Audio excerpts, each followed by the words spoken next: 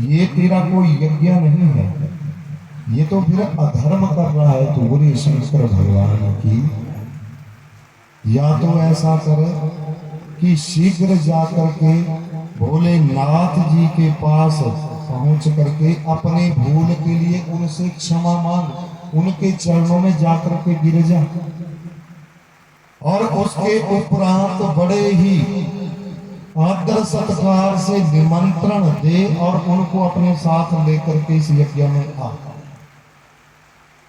उनके लिए भाग रख, तब तेरा ये यज्ञ पूर्ण होगा, अन्यथा तेरा ये यज्ञ कभी पूर्ण नहीं हो सकता।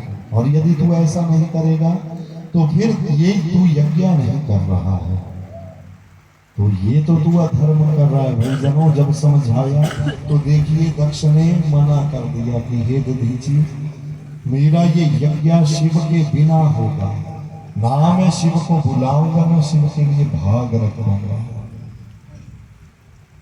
और मैं यज्ञ करवाने वाला हूं। मेरा नाम दक्ष प्रजापति है, प्रजापति हूं,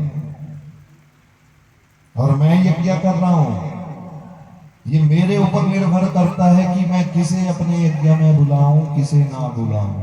तुमको बताने की आवश्यकता नहीं है। हरिजनों, जैसे इन वचनों को सुना, हरिजनों, दधीची मुनि मुस्कुराए। दधीची कहने लगे कि अरे मूर्ख दक्ष, ये तू नहीं बोल रहा, ये तेरे बीच में जो अहंकार है, तेरे भीतर जो अहम है, ये वो अहम बोल रहा है। तू कह रहा है कि तू यज्ञ करवा रहा है,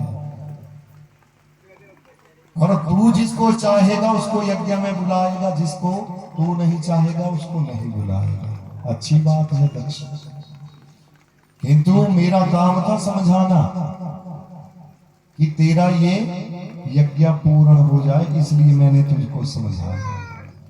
और तू शिव के बिना यज्ञ करने जा रहा है, तो मूर्ख, मैं तो यही कहूंगा कि ये तो कोई यज्ञ, कोई धर्म नहीं कर रहा है, तू तो पाप कर रहा है, तू तो अधर्म कर रहा है, क्योंकि शिव के बिना यज्ञ नहीं होता।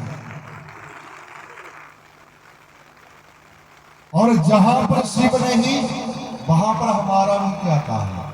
इसलिए हम भी तेरे इस यज्ञ को छोड़ करके यहां से अपने स्थान पर लौट जाएंगे। किंतु हे दक्ष, मेरी एक बात याद रखना है, तुझे देख करके मेरा मन कर रहा है कि मैं तुझे एक बात बोलूंगा।